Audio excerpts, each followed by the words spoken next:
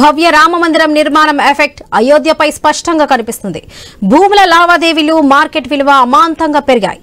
రేట్లకు రెక్కలు వచ్చాయని చెప్పుకోవాలి. భూముల సర్కిల్ రేట్లను 20 నుంచి 200% పెంచారు. గత 8 ఏళ్లలో భూముల రేట్లను పెంచడం ఇదే మొదటిసారి. కొత్త రేట్లు అప్పుడే అమల్లోకి వచ్చాయి.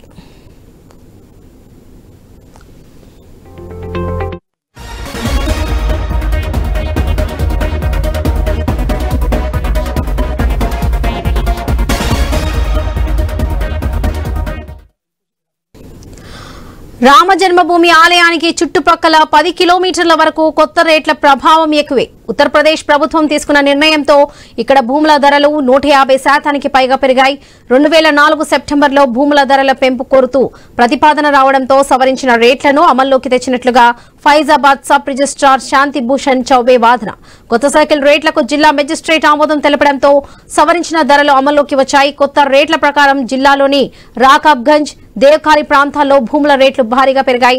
అయోధ్య ఆధ్యాత్మిక పర్యటన కేంద్రంగా అందరినీ ఆకర్షిస్తుండడం, మౌలిక వసతుల కల్పన వలన రామాలయం చుట్టూ ఉన్న సర్కిల్ రేట్లు చదరపు మీటర్లకు 26,660 నుంచి 27,900 వరకు పెరుగుతుందని తెలిపారు. గతంలో ఈ రేటు 6,650 నుంచి 6,975 వరకు ఉండేది. ల్యాండ్, రెసిడెన్షియల్, కమర్షియల్, అగ్రికల్చర్ అనే కేటగిరీల కింద వివిధ రేట్లలో భూముల పెరుగుదల ఉంటుంది.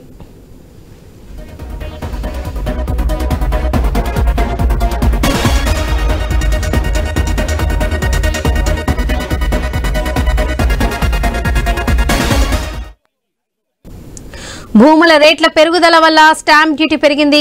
భూముల యజమానులకు లబ్ధి కలుగుతుంది. రుణ పరిమితి పెరుగుతుందని రియల్ ఎస్టేట్ డెవలపర్స్ భావిస్తున్నారు. ఆస్తి లావాదేవీలు తక్కువ విలువ లేకుండా పన్ను ఎగవేతను అప్పవచ్చన్నది వారి వాదన.